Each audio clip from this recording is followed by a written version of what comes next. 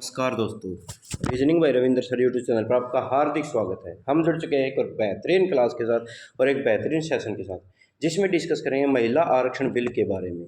महिला आरक्षण बिल में क्या क्या प्रावधान किए गए हैं, कैसी कैसी बातें हैं, क्या क्या क्वेश्चन बन सकते हैं। ये वीडियो हमारे हर एक कंपटीशन एग्जाम के लिए इंपॉर्टेंट होने वाली है, लेकिन ये दिल्ली पुलिस के लिए मोस्ट इंपॉर्टेंट होने वाली है, क्योंकि हर एक पेपर में 2 से 4 क्वेश्चन पक्के उठ के आएंगे महिला आरक्षण विषय, क्योंकि एसएससी को ऐसे टॉपिक लेने में मज़ा बहुत आता है। ठीक है ना। तो हर एक कंपटीशन एग्जाम के लिए इंपॉर्टेंट है, हर एक के लिए इंपॉर्टेंट है। ठीक है। जिसको वीडियो अच्छी लगे प्लीज़ वीडियो को लास्ट में जाकर पूरी वीडियो देखने के बाद फिर आपने डिसाइड करना वीडियो कैसी थी। अच्छी लगे तो लाइक शेयर सब्सक्राइब करना है, नहीं तो कोई ज़रूरी नहीं है। तो स्टार्ट करते हैं वीडियो को, देख लेते हैं क्या क्या इसमें इंपॉर्टेंट बातें थी।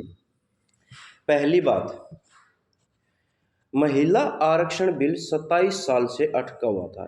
यानी ये कोई नया मुद्दा नहीं था, ये 27 साल पहले से ही चला हुआ था ये मुद्दा।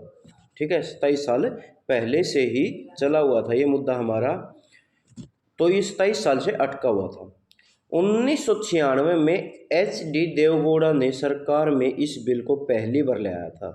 कौन लाया था अभी पहली बार? HD देवगौड़ा। ये पेपर में इम्पोर्टेंट करके लिख लेना कि ये बात आ सकती है कि कौन पहले लाया था? HD देवगौड़ा। इस बिल को पहली बार लाया गया था साल 2010 में। बिल UPA यानी कांग्रेस का जो गठबंधन था, सरकार ने राज्यसभा में भी पास हो गया था, लेकिन लोकसभा में इसे पेश नहीं किया। यानी 2010 में जो कांग्रेस भी लाई थी इस बिल को, लेकिन राज्यसभा में तो पास करा लिया, लेकिन फिर लोकसभा में पेश ही नहीं किया ये। ठीक है, तो ये बात थी इसकी हिस्ट्री के बारे में, यानी महिला आरक्षण बिल के बारे में। अब क्वेश्चन अपने आप बन जाएंगे। क्वेश्चन क्या बनेगा कि भी सबसे पहले महिला आरक्षण बिल संसद में कब लाया गया? 1996 में। सबसे पहले बार कौन लाया? HD देवगौड़ा। उसके बाद 2010 में कौन सी सरकार ने राज्यसभा में पास करवा दिया था? तो UPA ने, कांग्रेस गठबंधन ने। ऐसे क्वेश्चन बढ़ सकते हैं। तो मैं पहले आपको थ्योरिकल बताऊंगा, फिर क्वेश्चन भी कराऊंगा। यह बिल नए संसद भवन में पेश होने वाला पहला बिल है। तो ये भी याद रखना कि यह बिल जो है वो नए संसद भवन में पहली बार पेश हुआ है। जो नया संसद भवन बना है ना अपना, उसमें जो संसद लगा था, तो उसमें पहली बार यही बिल पेश हुआ है। आगे देखो, 19 सितंबर 2023 को लोकसभा में महिला आरक्षण बिल कानून मंत्री अर्जुन राम मेघवाल द्वारा पेश किया गया। यानी कब पेश किया गया? पहली बार तो ये 19 सितंबर 2023 को। पास नहीं हुआ है। कब पेश किया गया? 19 सितंबर 2023 को। किसने पेश किया? कानून मंत्री अर्जुन राम मेघवाल। किसने? अर्जुन राम मेघवाल ने पास किया भाई, 19 सितंबर 2023 को पेश किया। आगे देखते हैं इसके बारे में। यह बिल नए संसद भवन में पेश होने वाला पहला विधेयक है। ठीक है, ये बिल पहला विधेयक है नए संसद भवन में पेश होने वाला। 19 सितंबर 2023 को लोकसभा में महिला आरक्षण बिल कानून मंत्री अर्जुन राम मेघवाल द्वारा पेश किया गया। ये बात मैं आपको पहले ही बता चुका हूँ। 20 सितंबर 2023 को लोकसभा में पास हो गया। पेश किया गया 19 को, 20 को यह पास हो गया लोकसभा से। तो ये पेपर में आ सकता है कब पेश किया गया? 19 सितंबर को। पास कब हुआ? 20 सितंबर को। लोकसभा में बिल को लेकर पक्ष में कितने वोट पड़े? 454 वोट पड़े। कितने पड़े? 454। और खिलाफ में 2 मत पड़े भी। खिलाफ में 2 मत पड़े ओनली। 454 वोट पड़े भी। ठीक है, और ये 20 सितंबर 2023 को अपना पास हो गया इतने वोट पड़ने के बाद। 21 सितंबर 2023 को लोकसभा में पेश किया गया। 21 सितंबर 2023 को लोकसभा में पेश किया गया और वहां पर पास हो गया। 21 सितंबर 2023 को लोकसभा में यानी राज्यसभा में पेश किया गया। 20 को लोकसभा में पास हो गया, फिर 21 को राज्यसभा में पेश कर दिया गया। महिला आरक्षण विधेयक 2023 भारतीय संविधान संशोधन का 128वां संविधान संशोधन है। जैसे हम इम्पोर्टेंट संविधान संशोधनों में लेते हैं ना, तो ये उसमें एक इम्पोर्टेंट जुड़ गया है। 128वां संविधान संशोधन किससे जुड़ा हुआ है? महिला आरक्षण बिल से जुड़ा हुआ है। ठीक है, महिला आरक्षण बिल को नारी शक्ति वंदन अधिनियम नाम दिया गया। नारी शक्ति वंदन अधिनियम नाम दिया गया भी किसको? महिला आरक्षण बिल को। अब इसकी खास खास बातें देख लेते हैं। महिला आरक्षण बिल क्या है? इस विधेयक से लोकसभा और विधानसभा में महिलाओं को 33% आरक्षण देने का प्रावधान है। इस जो बिल है ना, इसमें 33% आरक्षण दिया जाएगा। कहाँ कहाँ? लोकसभा और विधानसभाओं में ओनली। ठीक है, नेक्स्ट देखते हैं।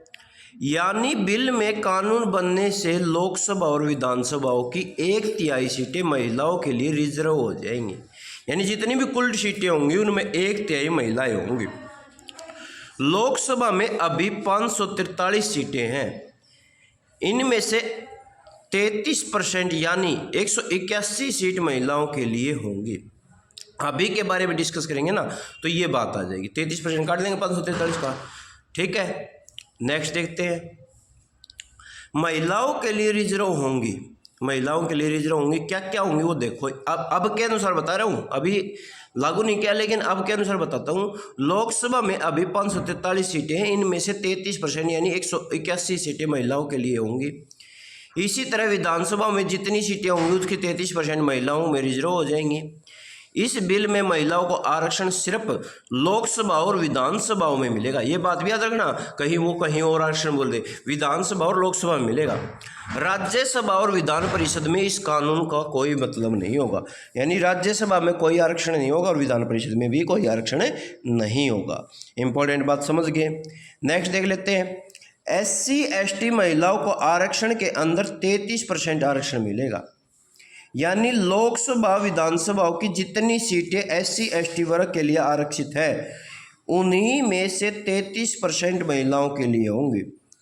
इस समय लोकसभा में 84 सीटें SC की हैं और 47 सीटें ST की हैं। अच्छे याद कर लेना, इस समय लोकसभा में 84 सीटें SC की और 47 सीटें ST की आरक्षित हैं।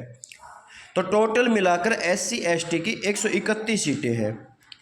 बिल कानून बनने के बाद 84 सीटों में से 28 सीटें महिलाओं के लिए रिजर्व हो जाएंगी और 47 सीटों में से 16 सीटें रिजर्व हो जाएंगी।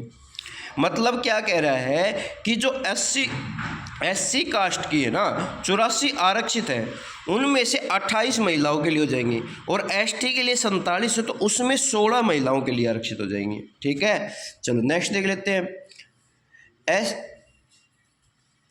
SC ST 44 सीटें, 33% आरक्षण बिल मिलने के बाद क्या होगा? वर्तमान लोकसभा सीटों में 543 यानी 33% यानी 1/3 महिलाओं का आरक्षण मिल जाएगा।